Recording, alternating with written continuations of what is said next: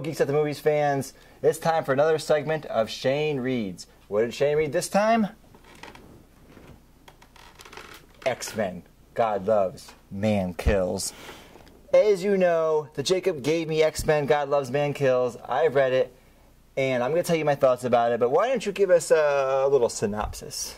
Okay, so in this book, there's these people going around, it's a religious group going around killing mutants without government sanction, but they're trying to get government sanction, and that's the whole point of this book. And then the X-Men are like, no thank you, so they try to go take him out. A bunch of other stuff happens in between. So tell me what you thought about this book. I liked this comic, but it might not be for the reasons you might think I would like it. Because the kind of the arc of the evangelical preacher being actually kind of a horrible bigot. You know, in real life, you probably hear me talk about this stuff like that where I say, yeah, that's really stupid, I hate that kind of thing. So that, I think, you would think would appeal to me, and it was fine. But what I liked about this was how comic booky it is. It is so over the top in exposition. They tell you exactly what they're doing.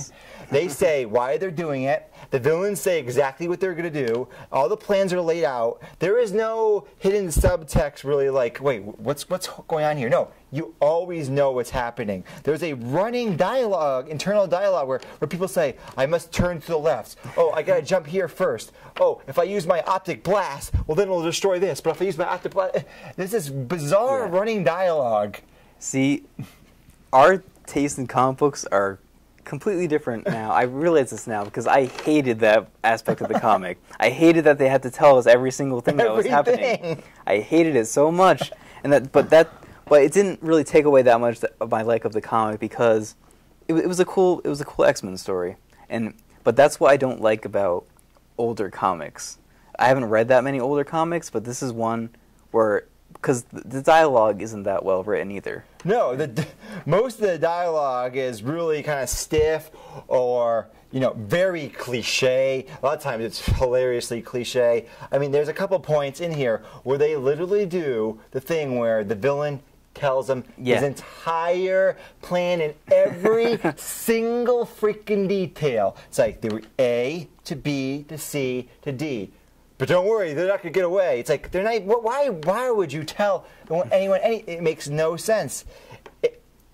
But I actually like that. Yeah. I was like, oh man, this is so over the top. And then I loved the constant inside the characters' minds. They would have this running dialogue. I have to do this. I have to do that. And they would describe their powers to you. Like it was so. They couldn't just say, here's a picture. You're smart enough. Figure it out yourself. Yeah. Figure out what's going on. No. Here's the picture of Cyclops using his optic blast to hit this guy. And in the box says, I gotta use my psychic blast to hit this guy. I mean, really, it's like that blatant. I know. It's really weird because you think they would do that because comic books were originally written for children. Yeah. But this isn't a book for children. Right. This is really, it's actually pretty violent. Yes. And like all that goes into really adult themes.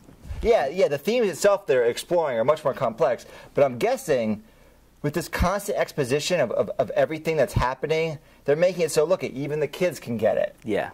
But if this was a movie, this kind of thing would be so terrible. Yeah. But for me, comic books, they have this kind of bizarre, weird vibe. And this matches what a comic book it is to me. Because it's over the top, it's ridiculous, they're wearing ridiculous costumes, they were doing ridiculous things, the characters are completely ridiculously at times. Yeah. And it works. It works because they embrace the ridiculously. But you don't like that. You're like, no, just try to make it serious. But don't you think the medium itself, the medium of comic books, maybe rightly or wrongly, has now come to mean something? And when you write a comic book that's not kind of a lot like that, they try to make it go in a more serious, more formal direction, it doesn't work so well. Yeah, I see what you're saying about that, but what I really want is like to have that serious tone, but also make it like I don't know, a lot of weird stuff in comics a lot, and that's when I think that's when they make it they bring in the ridiculous aspect of it, but I want an overall serious tone, but just with some like comic booky stuff in the middle. Jacob, here's the problem. Look at this cover, folks. I mean, this cover right there is like you got a dude, you got Wolverine. You can't see this. You have Wolverine in the spandex outfit. Why would you expect it to be serious? The dude's in a spandex outfit. Look at Nightcrawler. He's still wearing a circus outfit. I mean, the only one that look at Magneto. They're all ridiculous looking. Why? Do they have comic books where they're not ridiculous looking? Do you have some in your repertoire?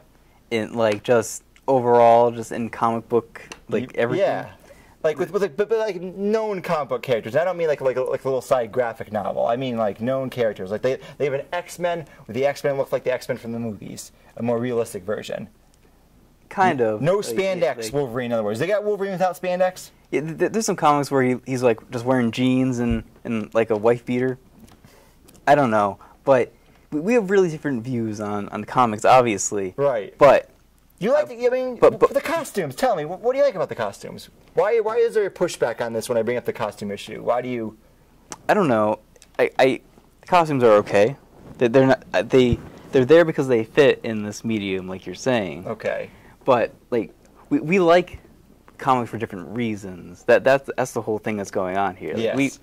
You like it because when comics embrace the comic book aspect. Yeah, embrace the silliness, folks. Embrace it, like with Superman, All-Star Superman. Yeah, I think for me, I'm just used to that silly aspect. I'm just like I'm bored with that. I want to go in a different direction. Right. I see what you're saying. 8th grade was the last time I read a comic book before we started this segment, and I am now used to more serious. And that might be the right term, but more serious kind of drama, more serious kind of art. Yeah. And this is like a little too silly for me. I like Man of Steel. I like the Nolan trilogy of the Batman films. I like the Captain America, Winter Soldier. I like that more realistic tone, down to earth. I think that's really cool. It's excellent.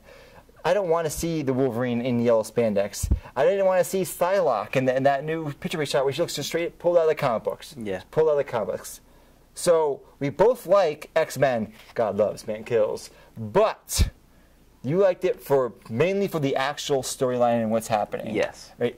Which is interesting, right? I think like the old Star Trek or Star Trek Next Generation, comic books sometimes were able to talk about social issues in a way that might be more difficult if it's just put it out there. Like, for example, like the old Star Trek TV show talked about like racism a lot. And that's what X-Men fundamentally is. It's about prejudice and racism and tolerating other people's lifestyles and choices and who they are. So this really does get into the heart of that. This comic book is basically like what X-Men is. Yes. It goes into that whole thing of them being like, okay, there's people that don't like us because of who we are. And that it's just a metaphor for civil rights, all that kind of stuff. Yes, you're right, and that was fine. It was good. But what I liked about it was the embracing the silliness, the constant running narrative, the constant running narrative. I mean, at first it bothered me, like you. I'm like, this is so ridiculous. But then they embraced it. Yeah. So I love comic books for the storylines they embrace. I like comic books for what they represent overall. Okay. And right now, I'm still learning about this genre, but I'm going to recommend to you X-Men God Loves, Man Kills. You can read it for the story, or you can just read it for the comic silliness, or for both. Yeah. So, what's up next on the list? What am I going to be reading next? Next up is the first volume of New 52, Batman. Ooh, so stay tuned next time, folks, for the new volume 52 of Batman. This has been Geeks at the Movies.